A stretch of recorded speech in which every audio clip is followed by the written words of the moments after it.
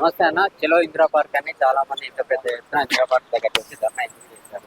263 మందిని take care తొలగింపుని మీరు ఎలా సమర్థిస్తున్నారా లేకపోతే వ్యతిరేకం కోసం ఈ ధర్నా పెట్టారు? మేము వాళ్ళ నిర్ణయాన్ని సమర్థిస్తలేం సార్. మేము తీవ్రంగా వ్యతిరేకిస్తున్నాం. వాళ్ళ యొక్క చర్యలు అనాలోచితమైనటువంటి చర్యల ద్వారా గురుకుల సెక్రటరీ అలుగు వరిసిని వచ్చినటువంటి 2015 నుంచి మేము గత 10 సంవత్సరాల నుంచి పనిచేస్తున్నటువంటి మమ్మల్ని ఈ మధ్యకాలంలో ఎంతోమంది సెక్రటరీ వచ్చారు. ఆర్ఎస్ ప్రవీణ్ కుమార్ సార్ వచ్చారు, సీతాలక్ష్మి వచ్చింది, రుణాల్ రోజ్ సార్ వచ్చారు. ఈ విధంగా ఎంతోమంది వచ్చారు. చాలా అద్భుతంగా పనిచేసి గురుకులాలను మంచి ఉన్నత స్థితికి తీసుకొచ్చారు. ఈ క్రమంలో మొన్న వచ్చినటువంటి మరి గురుకుల సెక్రటరీగా వచ్చినటువంటి అలుగు వరిసిని గారు, వారు అంతకుముందు పెద్దపల్లి జిల్లా కలెక్టర్గా ఉండి ఇక్కడ బదిలీ అయ్యి మమ్మల్ని వచ్చి ఇక్కడ రిగోసబెట్టి మొదటగా మమ్మల్ని అసిస్టెంట్ కేర్టేకర్లందరినీ 263 మంది అసిస్టెంట్ కేర్టేకర్లను ఒకే ఒక కలాంపోటుతో మొత్తం తీసి మా జీవితాలు నాశనం చేశారు.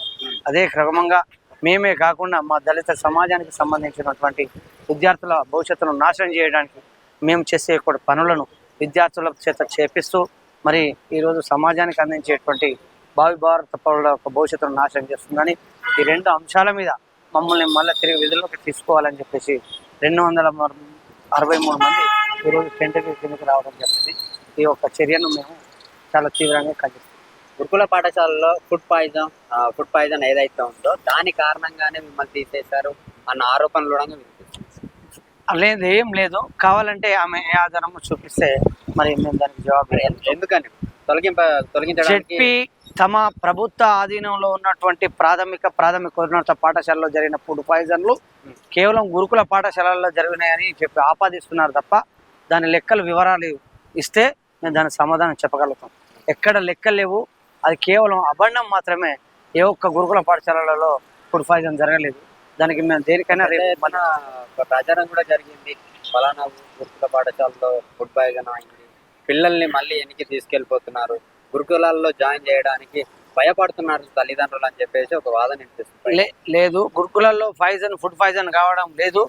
గురుకులాల్లో కనీస పరిశుభ్రత లేక, గురుకులాల్లో బడ్జెట్ కేటాయించక, గురుకులాల్లో కనీస వసతులు కల్పించక కరీంనగర్ జిల్లాలో పాములు కుడుతున్నాయి, చేళ్ళు కుడుతున్నాయి. అవి దానికి అసిస్టెంట్ కేర్టేకర్ బాధ్యుల.